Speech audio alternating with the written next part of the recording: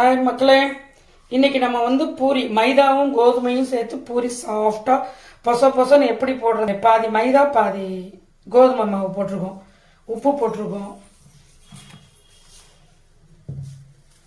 கொஞ்சம் ஜீனி போட்டிருக்கோம்.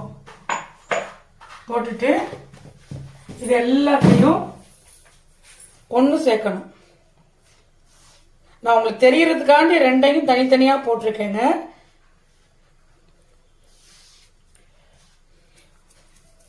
பாருங்க, எண்ணெய் காய்ச்சி ஊற்றணுங்க. அப்போதாங்க பூரி பொச பொசன்னு சாஃப்டா நல்லா இருக்குங்க.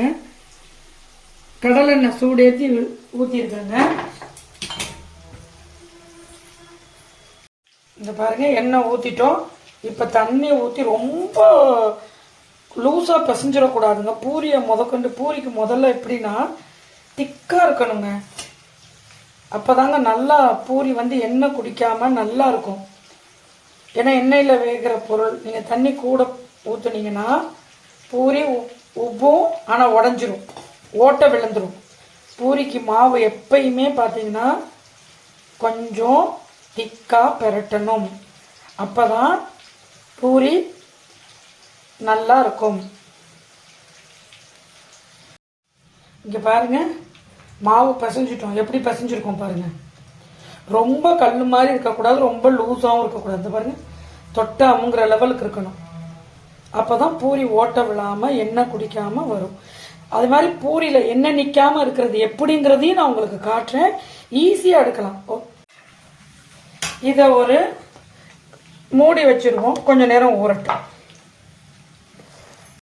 இங்க பாருங்க, மாவை நைஸா உருட்டி இந்த மாதிரி சின்ன சின்ன கட்டிங்கா போட்டு வச்சுக்கிட்டீங்கன்னா பூரி உருட்டுறதுக்கு சௌகரியமா இருக்குங்க.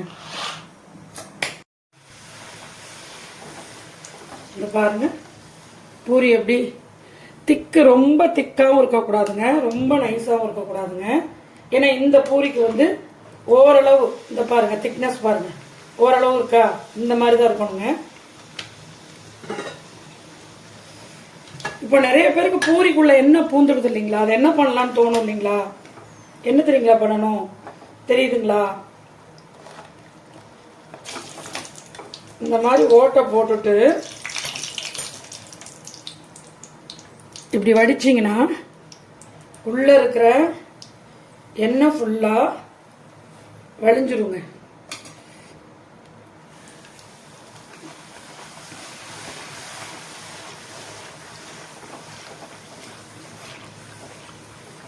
ஒரு எப்படி உப்புது பார்த்தீங்களா?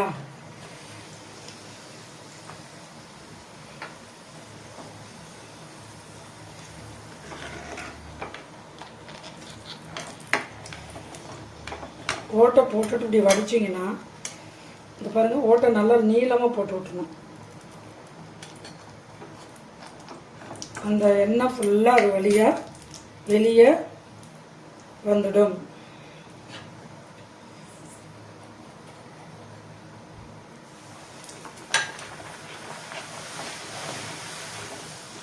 பாருங்க எப்படி உப்புது பார்த்தீங்களா? எண்ணெய் சூடு இருக்கணுங்க. அது மாதிரி எண்ணெய் நிறைய ஊற்றணும். கொஞ்சோண்டு ஊத்துனீங்கன்னா பூரி உப்பாது, உப்பி உப்பி வராதுங்க பூரி. நீங்க பாருங்க, இந்த பாருங்க எப்படி ஓட்டை போடுறேன் பாருங்க. இப்படி ஓட்டை போட்டுட்டீங்கன்னா அது வழியா எண்ணெய் ஃபுல்லா வெளியே வந்துருங்க. இது உங்களுக்கு டிப்ஸ், நான் சொல்லி கொடுக்குற டிப்ஸா ஃபாலோ பண்ணீங்கன்னா ஈஸியா இருக்குங்க உங்களுக்கு. இந்த பாருங்க, பூரி என்ன அழகா சுட்டிருக்கோம் பாருங்க. ரொம்பவும் செவக்கவும் கூடாது, வெள்ளையாவும் இருக்கக்கூடாது. இப்படிதாங்க சுடணும். அப்பதாங்க நல்லா இருக்கும். சப்ஸ்கிரைப் பண்ணுங்க, லைக் பண்ணுங்க, ஷேர் பண்ணுங்க, கமெண்ட் பண்ணுங்க. லைவுக்கு வாங்க. உங்களிடமிருந்து விடைபெறுவது சிவகாசி பரமேஸ்வரி. பாய்.